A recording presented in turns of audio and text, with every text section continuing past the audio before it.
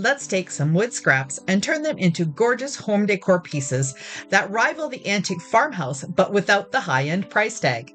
Hey there, my name is Sandra and you're watching The Schwowin's Nest. My first wood scrap project is going to have a tissue paper print, so I thought I would show you how I attach the tissue paper to a regular piece of printer paper so I can run it through the printer without getting jammed. I've always got questions in the comments about why the paper gets jammed into printers, and I can only speak to my own experience, as I've never had problems when I tape it like this. Using masking or painter's tape is the best option, as this makes the paper thicker so the printer can grab it better. If you are able to run a piece of cardstock through your printer, then this thickness should work well for you too. Normally, I use tissue that is cut smaller than my paper size, but today I wanted to try this method to see if I get the same results, and I did. The tissue is about 1/4 of an inch larger on all sides, and this allows you to tape it down and fold over the edge towards the back. I try to smooth out the tissue as much as possible while applying the tape, and I make sure that the top of the page that would be fed into the printer has tape all across the top and the sides.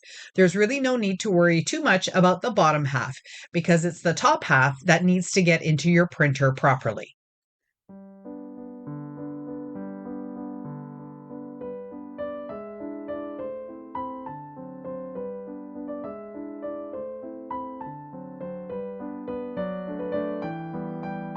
I haven't been able to use my X Tool laser cutter most of the winter because it's out in my garage and way too cold to sit out there while a project is being cut.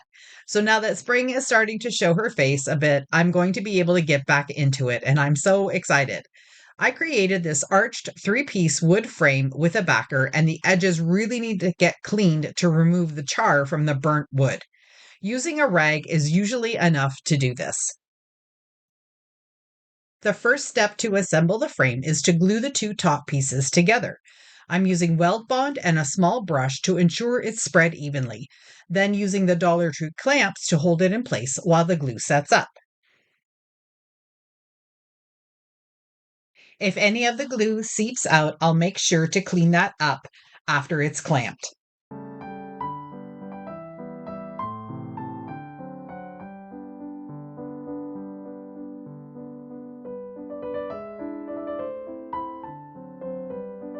Here's the design I created using some free images and some from Creative Fabrica, and I've got this listed in my Etsy shop if you're interested in it.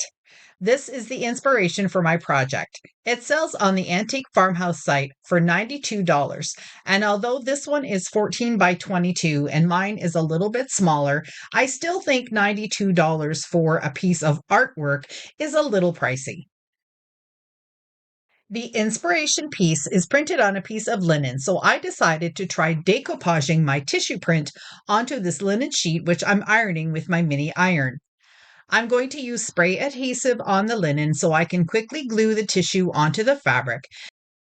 Using a brayer to smooth it down works much better than fingers, but if you don't have a brayer, a small rolling pin will do the trick too. Another question I get when printing on tissue paper is if I seal the ink first before applying Mod Podge to it. I usually don't, but you can if you find your ink smears. I don't have that issue, but I really think it depends on the type of printer and ink that you have. My printer is a Canon 8600 EcoTank printer, and ever since I switched to this type of printer, I haven't had any problems with my ink smearing. I also let my paper dry for at least an hour before I do anything with it. Once I started applying the Mod Podge, the tissue started to wrinkle and bubble a bit, but that made it look even better because when it dried, you could see some of the linen texture through it.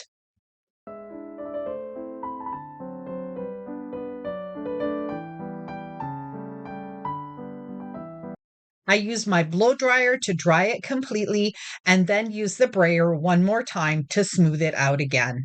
I really love how this turned out, and I think I might try this on some other projects as well.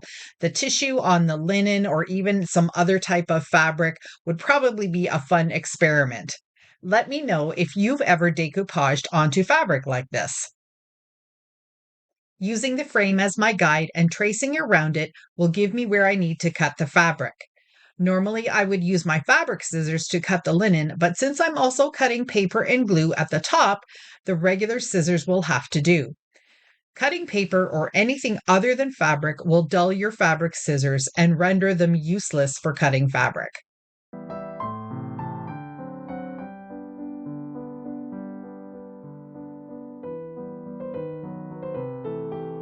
I flipped over the two frame pieces that I glued together earlier and applied more glue to the inside area to attach the fabric. Then I'll use more glue all over the backer and then attach the fabric plus the backer together. And this will complete the assembly part of this project. Then I'll use the Dollar Tree clamps one more time and set it aside to dry.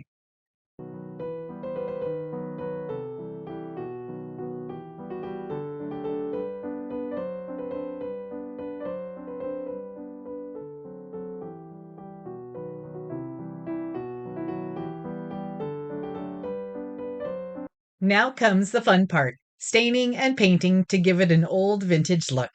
I've got a water-based stain mix in this Dollar Tree squeeze bottle. It's mostly burnt umber, a bit of black, and some gray acrylic paints with water. It's always mixed and ready for me to use, or I can also change the color by adding different tones to the bottle. It really doesn't matter because it ends up just being a really rich brown stain. I'm going to stain the whole sign, front, back, and sides, and then let it dry.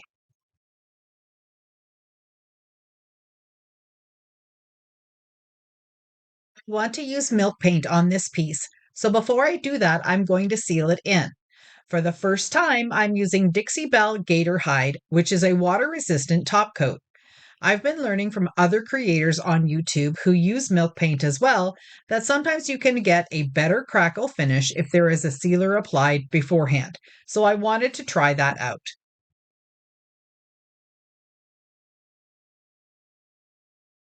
I have a small tester pouch of Fusion milk paint in the color Toasted Coconut, which is an antique white with some yellow tones in it. I also learned that using less water with this paint makes it thicker, which can also result in larger cracks and chips. So instead of using a 1-to-1 ratio, I'm going to use 2 scoops of milk paint and only 1 scoop of water. Mixing it really well is important, so I stirred it for about 3 minutes and then let it sit for another couple of minutes so it could thicken even more. I really like using these fan brushes to apply the paint because they are really soft and don't leave any brush strokes. I've got them listed in my Amazon store if you want to try them out. They're actually face mask applicator brushes. They're not even meant to be used for paint like this, but I think they're perfect.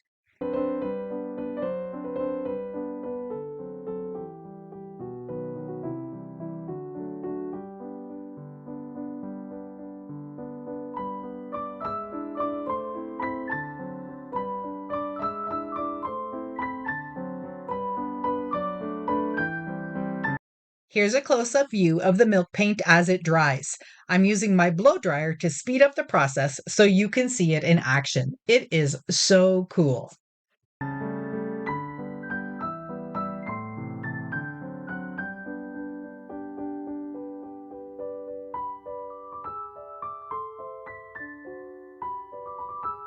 For a final touch, using antique wax will bring out all of the cracks and chippiness and will make this piece look even more aged and distressed. I really love how it turned out and I'm so excited to make more with different designs and colors.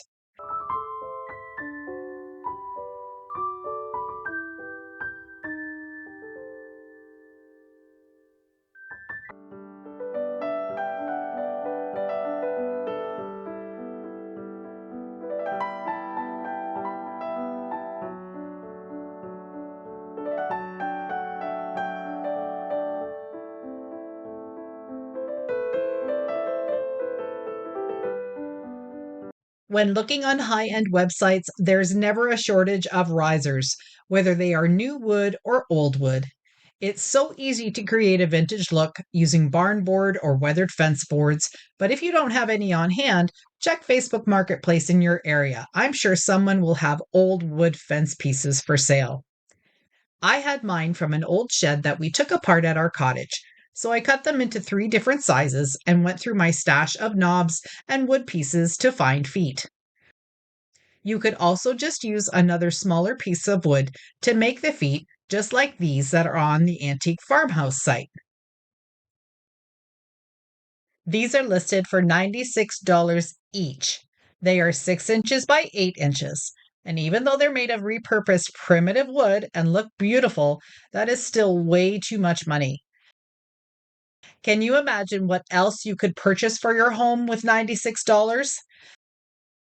The pieces I'm using for feet are actually wooden snowmen for this riser, and I think they are so much fun to use this way. Dollar Tree does have some smaller ones during the Christmas season. These I found at a woodcraft store and they were 80 cents each. That means that each of my risers only cost me about $4. For this third one, I'm using the wooden napkin rings you can find at Dollar Tree. A combination of wood glue and hot glue is all you need to make these feet a permanent addition to the boards. I forgot to mention that I sanded the boards with 80 grit paper to get all the rough edges off and smooth the tops. Now I'm going to try 3 different colors of stain to see how they turn out. First, I'm going to use gator hide on the small one just as a top coat, and it does change the color just a little bit. The second will get my pre-mixed water-based stain with all of my acrylic paint colors. And the third, I'm going to use Urban Gray water-based stain from Salmon. I love how these turned out, and I hope they sell quickly for me. I've got them in a small display booth at an antique market locally in town, along with some of my other vintage finds and upcycled decor pieces.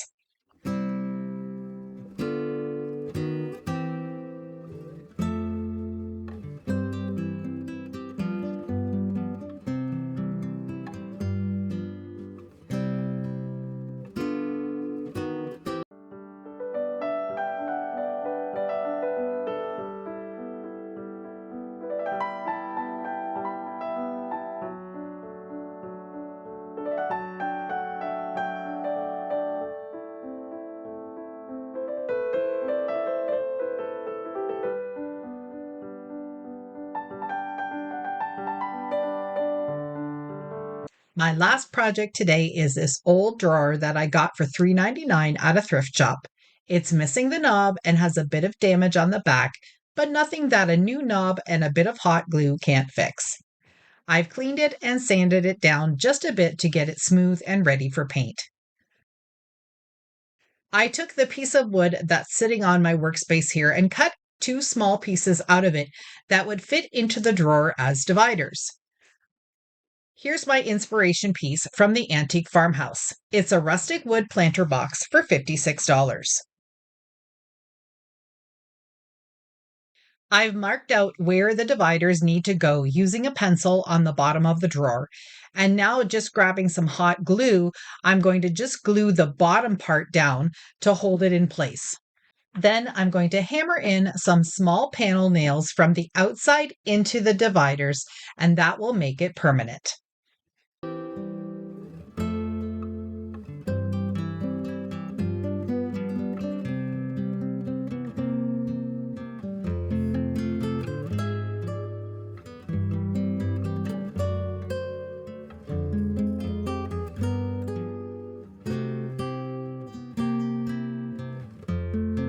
Here I'm adding candle wax because I want the paint to really chip off in some areas, and the wax prevents the paint from sticking to your project.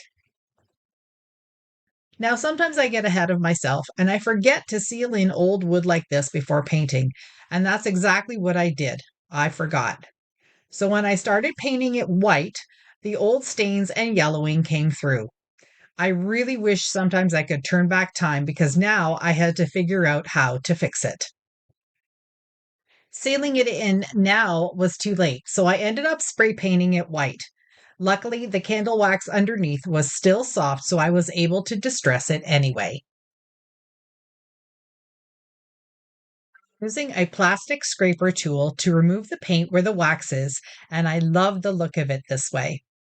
And since there is a hole where the original knob was for the drawer, I decided to put one in anyway. The drawer can be used as it was meant to, sitting on its long side to be used as a planter like the Antique Farmhouse inspiration, or for storage on a kitchen counter or desk. The other way you could use this piece is to stand it up on a shelf or wall and display small pieces of decor or use it as an organizer.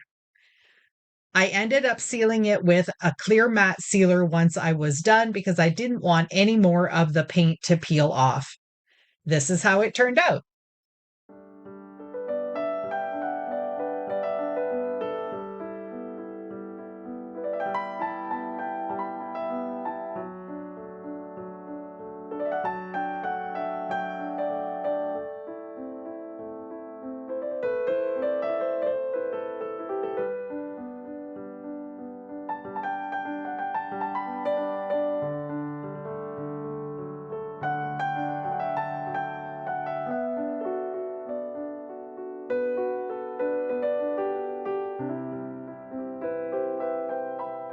I really enjoyed creating these wood decor pieces inspired by the Antique Farmhouse, but spending only a small amount to get that high-end decor look. I hope you love these projects and got inspired to make some wood creations yourself. If you like this video, here's a couple more that might interest you as well. Thanks for watching, and I'll see you in the next one.